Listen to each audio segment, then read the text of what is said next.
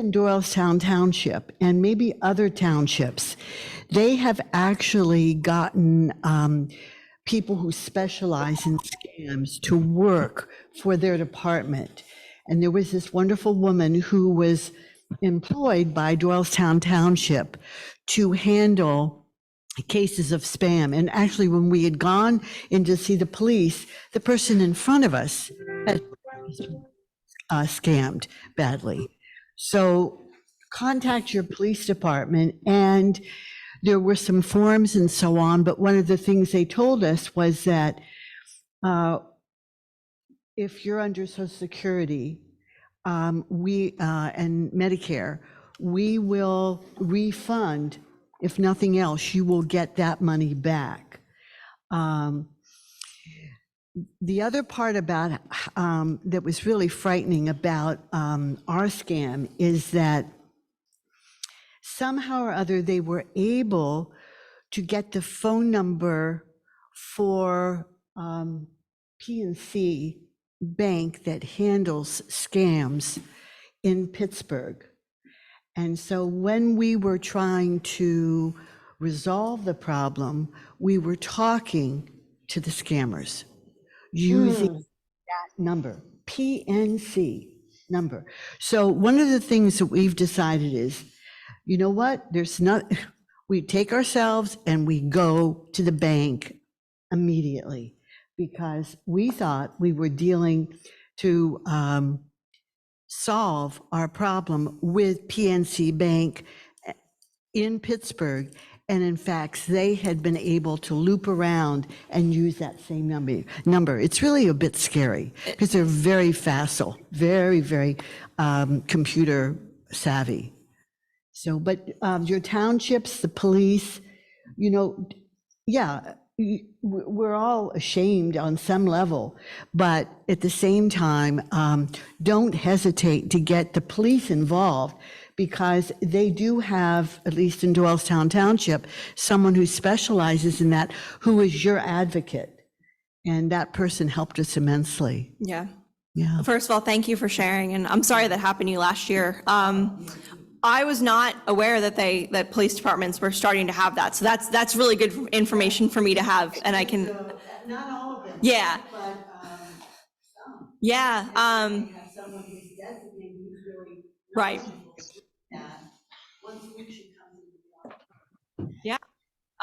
My background, I have a master of public policy, and one of the things in policy is, starting new programs if, you want them to be replicable. And it sounds like that is something that could be easily replicated. So that's really good information for me to have to share with folks as well, that maybe they don't have somebody right now, but that service does exist. And if you go to the local police department, they might have some more ability to help you than it might seem. So I think that's great. And I've heard about the faking, spoofing, like phone numbers of loved ones or the bank, or I don't know how they do that, but I know it exists. And I would definitely agree of like going in person to the bank or to the police station is probably your most secure bet, because it's face to face, and someone's not going to fake being a police officer at the station. So yeah. So through I have Verizon, and we signed up for something called Nomo Robo, and up until about 3 weeks ago, it worked well because it seemed to be able to identify nonsense spamming phone calls, and so our phone will only ring once and then it would stop. But 3 weeks ago, that just seemed to stop working, and now they all ring multiple times. Do you have any idea what's up with that? I have been hearing something about I forget, it's Google or Gmail or something like that, allowing political ads to go through these filtration devices so that you can't block them anymore unless you say absolutely, you like, there's some kind of pop-up window where you have to tell them you want to unsubscribe. Yeah. So I'm not entirely sure. I do know that because I've worked on campaigns in the past. I don't currently, obviously. But I know that there's a certain time frame in which, there's regulations as far as political advertising and calling on phones and things like that. So that doesn't surprise me that they're getting through the robocalls. But I'm just trying to think. Probably the best way to avoid that is either, just not pick up or to like tell them stop. The unfortunate thing with, and this comes from history as a campaign employee, not as someone in scam prevention, is with the lists that political campaigns have. If you don't pick up the phone, you actually remain on the list, so they will continue to call you.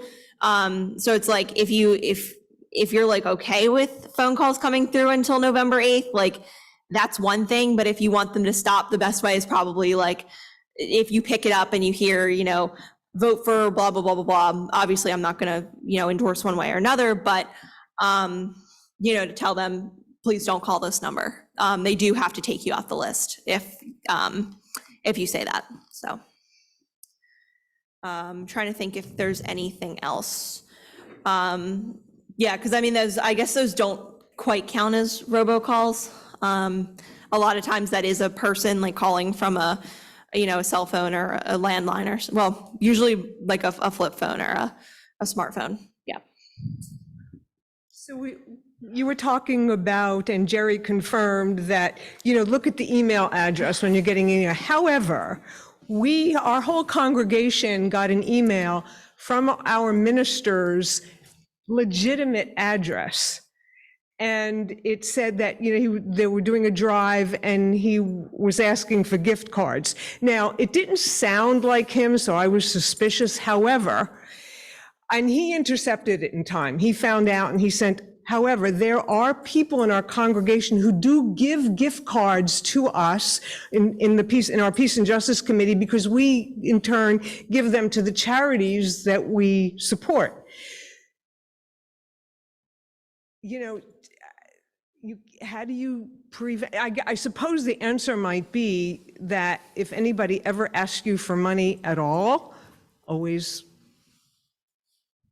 instead of responding to that email, send a separate email or call. That's what I would say. Yeah. One of the most unfortunate things and one of the most frustrating things that I, responses that I have to give to a lot of questions, whether it's this sort, because that is not the first time I've heard that sort of question.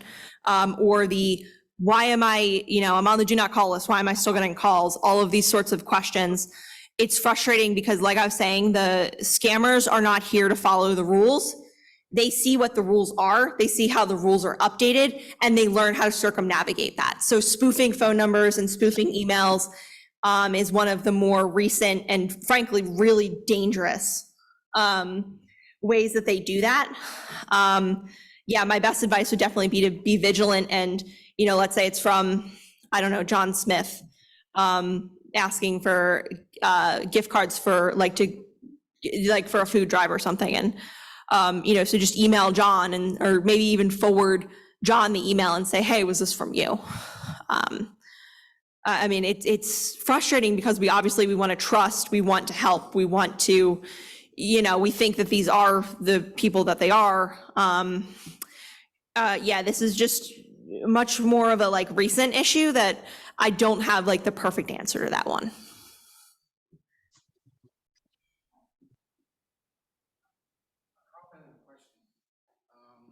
The comment is I'm a retired pharmacist. One of the things that we had to deal with was we would get fake scripts that were printed with a doctor's name and the phone number was on the script. We would call to verify, and here it was a criminal on the other end that said they were the doctor. So what we learned was if you get anything and you want to make sure you never respond to the number they give you, but you look up the number on your own. Yes. And use that number. But the second question, it goes back to Rose's comment about Nomo Robo or Melissa's. Is that the best app? I know that the way they work is they keep a list of bad phone numbers and the phone call has to go through that.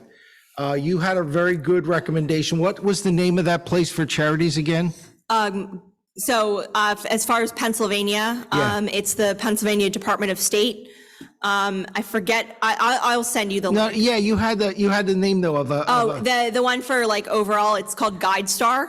Guide Star. Yes. Okay, what, Yes, Okay. that too, yes. okay, what's your opinion about these apps now to help block out bad, because I have Nomo Robo and it seems to work pretty good. Yeah. I don't think they can do political though. I think that they have a pass.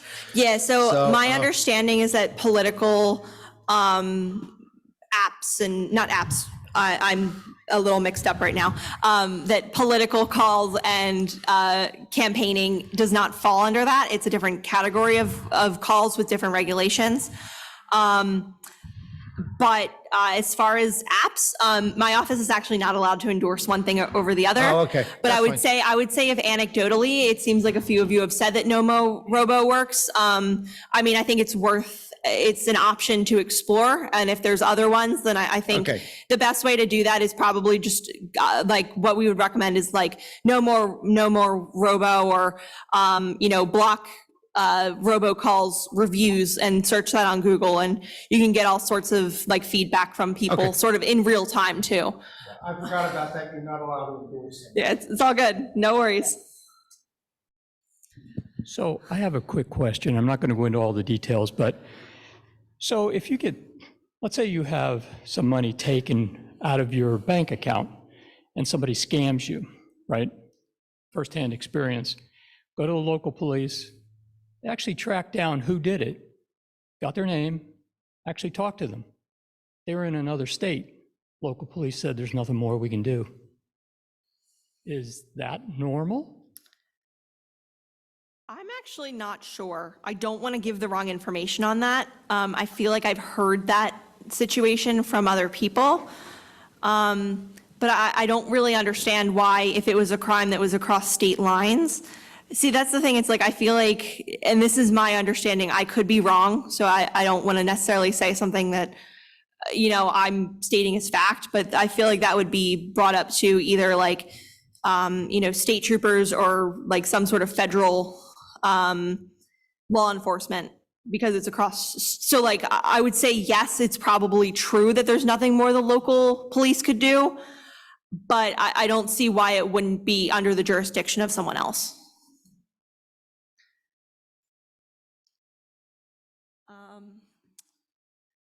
Does anyone else have any questions, or Scott has my, Tracy has questions. okay. Hi, sorry, one more question if you don't mind. Yeah. I actually was scammed once. I wanted to buy a bird, a certain kind of linealated parakeet, and they're very hard to find. So I was on a Facebook group, which has to do with those birds. And somebody came up and said they had a bird, and usually they're reputable breeders. But I was so excited, of course, to find that this person had a bird. I went ahead and paid them, and of course, never got a bird. But I was told to report it to the local police and to the state attorney general's office. It was a very long report. I had to spend a lot of time doing all of that, and then nothing happened. What happens with those reports when they're made? So generally what's going to happen is those would go under, at least through the Attorney General's office. I can't speak for local police just because, that's not my jurisdiction. They would go and they would be assigned to an agent over at Consumer Protection, and they should be in touch and ask for questions and, to get more information.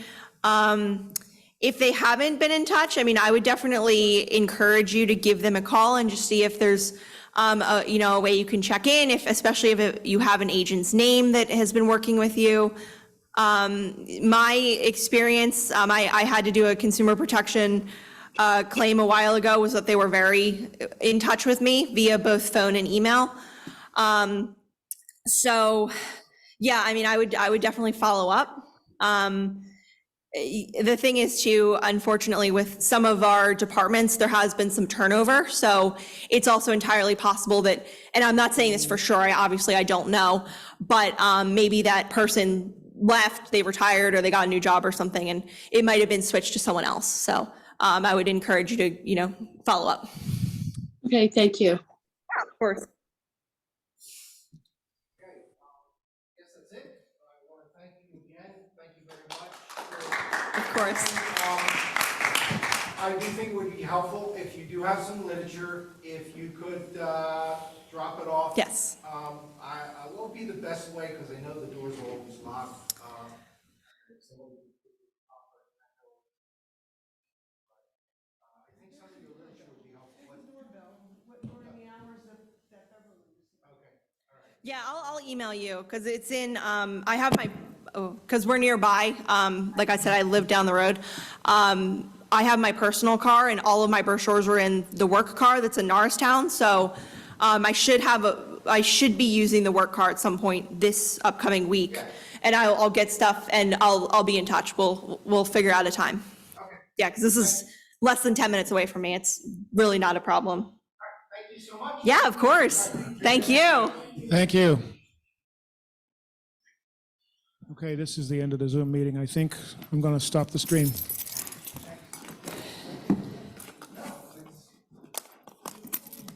So I guess that's it. I guess that was an interesting meeting though, wasn't it? Yeah. Yeah. Yeah. All right, so I'm going to end the meeting. Go get lunch. Thank you. Talk to you later.